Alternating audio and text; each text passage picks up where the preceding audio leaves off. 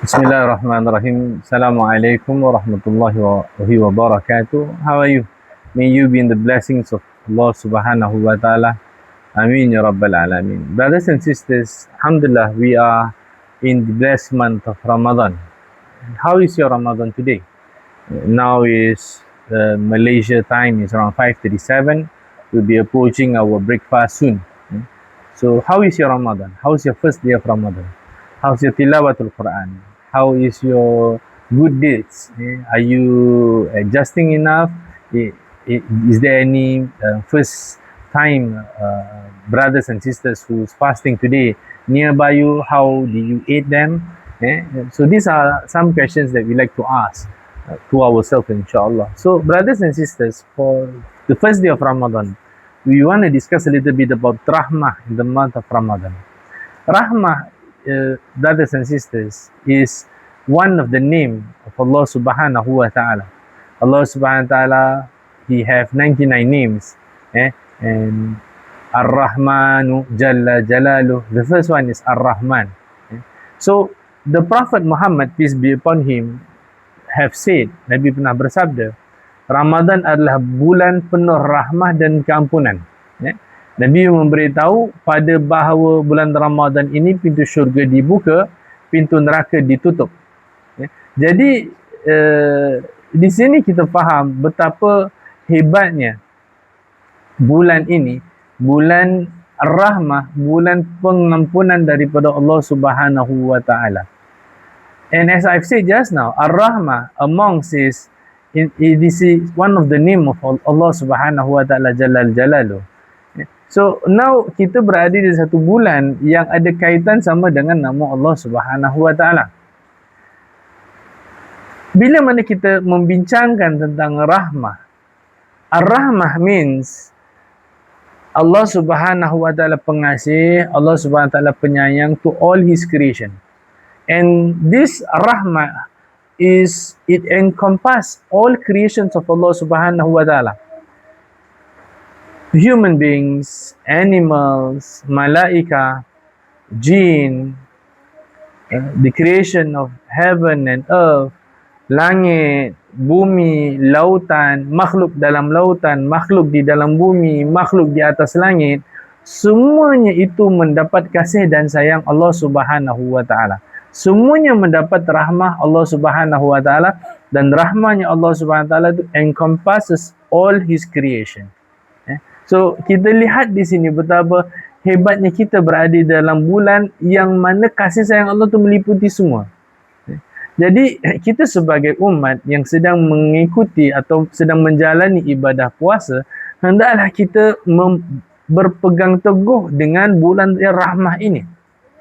Sehingga andai sekiranya ada apa-apa sengketa, ya nanti dulu bulan ini jangan kita gaduh-gaduh. Bulan kita boleh sambung gaduh nanti.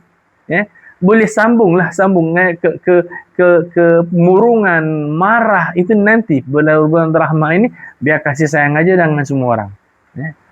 Tunggu dulu, we wait first. Kita rehat dulu pada bulan Ramadan dengan kita fokus kepada ibadah.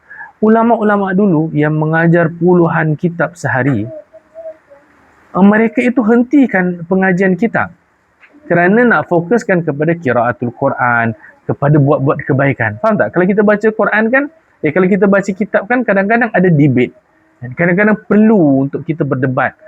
Perlu untuk kita ada mutalaah, ada muzakarah, kena kita bergaduh pendapat antara kita.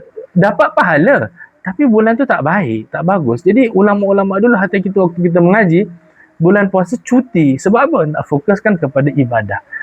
Fokuskan kepada amalan yang mendekatkan diri kita kepada Allah, bukan menjauhkan diri kita dengan Allah Subhanahu wa taala. Kita fokus kepada rahmahnya Nabi Muhammad sallallahu alaihi wasallam. Empat rahmah. Dan ini berlaku khususil khusus pada bulan Ramadan. Banyak bulan yang lain juga, tapi bulan Ramadan jauh lebih banyak. Yang pertama, memaafkan musuh pada bulan Ramadan. Itu Nabi SAW, rahmatan lil alamin. Maafkan orang. Bulan Ramadan maafkan aja. Tak ada syarat. Boleh saya maafkan awak dengan syarat awak bayar saya.